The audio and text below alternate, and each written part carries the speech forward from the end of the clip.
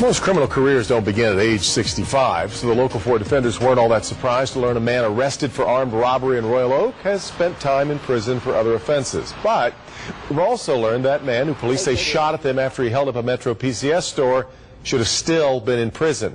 Defender Hank Winchester standing by live. Hank, another case of early parole, although this one does have a bit of a twist.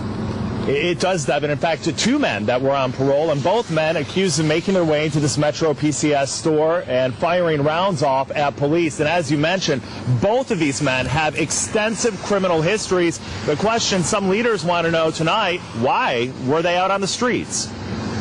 They probably got caught on purpose. You don't know.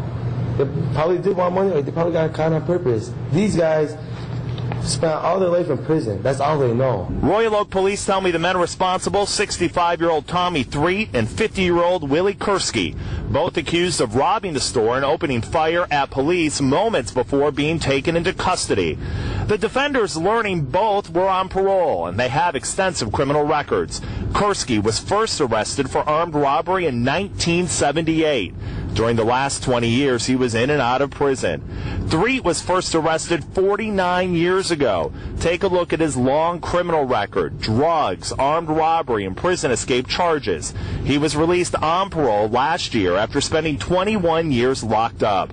A spokesperson for the Department of Corrections telling the defenders today the parole board reviewed Mr. Threet's case very carefully. After being denied parole in 2007, the board reconsidered the case and granted parole in 2009.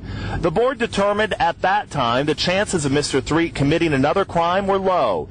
It was believed because of his age and medical condition that he would no longer be a threat to society. Back out here live. Now, during the last year, both men didn't have any problems. They were regularly checking in with probation.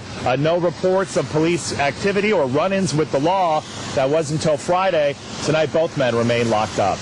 Back to you. All right, Hank. We're told the Oakland County prosecutor, by the way, has made contact with the Corrections Department so that they can further investigate the case.